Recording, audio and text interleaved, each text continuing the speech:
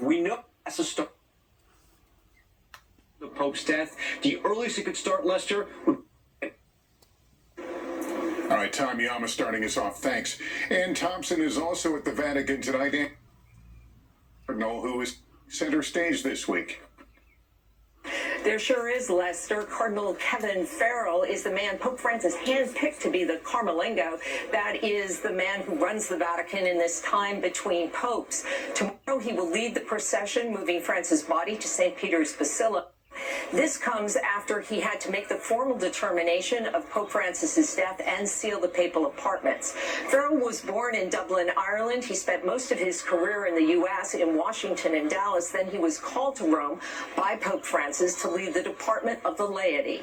Church runs in his family. His older brother, Brian, is a retired bishop. Lester? And Thompson, thank you. There is breaking news tonight from Tesla. The CEO, Elon Musk, saying his time at Doge will drop significantly next month. Brian Chung is here. Brian, what's this all about? Lester, that's right. Elon Musk said that he would be scaling back and significantly dropping back on his work with Doge starting next month, promising to commit more time to his car company, saying he's scaling back time at the agency, quote, now that the major work of establishing the government efficient done. A day or two a week on government, President Trump would like him to.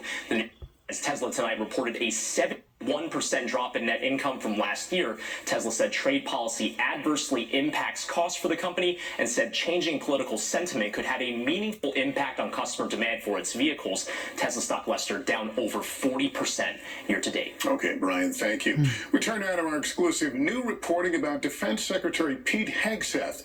Sources telling NBC News the Pentagon chief shared sensitive military information just minutes after receiving it through secure channels. Here's Peter Alexander. NBC News has learned shortly before U.S. fighter jets took off to launch airstrikes against Iranian-backed Houthi rebels in Yemen last month. The head of U.S. Central Command, Army General Eric secure government system to send Defense Secretary Pete Hgseth, his superior, specific details about the imminent operation, according to 3 U.S. officials with direct knowledge of the exchanges. Minutes later, the sources say Hgseth used his personal phone to send some of that information to at least 2 group chats on the messaging app Signal, one with Hgseth's wife, his brother, and his personal attorney. The material included when those fighter jets would take off and when they would hit their targets. Detailed on hands could put the American pilots in danger. Hgseth today denied sharing any classified information on Signal. I look at work today. What was shared over Signal, then and now, however you characterize it, was informal, unclassified coordinations for media coordination and other things. That's what I've said from the beginning. When asked, President Trump again this week said he remains confident in Hgseth. Oh, no. Why do you even ask a question like that? Still, a prominent Republican lawmaker has now joined top Democrats condemning Hgseth's actions. Republican Congressman Don Bacon, a retired Air Force general, telling NBC News, if true, it is unacceptable, and I wouldn't tolerate it if I was responsible. Peter, we're also learning Secretary of State Marco Rubio plans to reorganize the State Department. Lester, this is a major shakeup. Secretary Rubio said he wants to streamline what he calls a bloated bureaucracy that could slash hundreds of positions off his department more aligned with President Trump's America First agenda.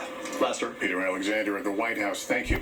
Now to the growing tension between universities and the federal government. Hundreds of educational leaders signing a letter pushing back against the Trump administration's move to reshape higher education. Stephanie Gosk has more.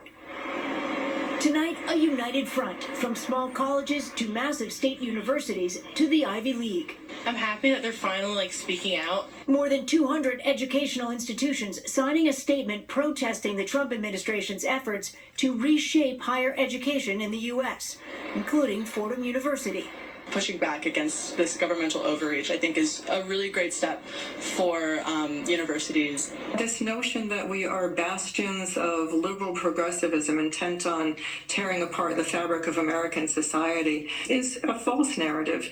The statement calls the government's tactics unprecedented overreach and political interference. Risks not only American higher education, but our democracy itself.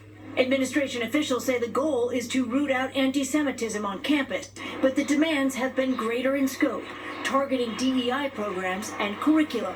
The statement's release coming just hours after Harvard became the first school to sue the federal government for freezing $2.2 billion in research funds. The lawsuit accuses the government of using the funding as leverage to gain control of academic decision-making. In a statement, a White House spokesman called the federal funding of university research a gravy train.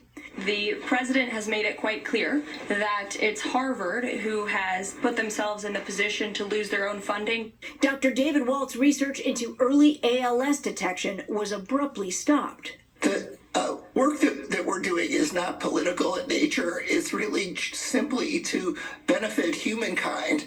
Restarting the study will be difficult. Taxpayers have paid for a project that will have no results. How do you feel about the fact that your university has taken this stand? I'm 100% behind it. I'm proud of Harvard, as I think most of the faculty are here. Stephanie Goss, NBC News.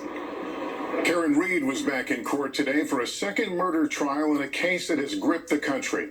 She's accused of killing her Boston police officer boyfriend by running him over with her car. Her lawyers insisting she was framed.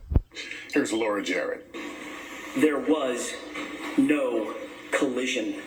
She's the victim of a botched and biased and corrupt investigation. Karen Reed's defense team attempting to strike at the heart of the state's case today in her trial for the alleged murder of her former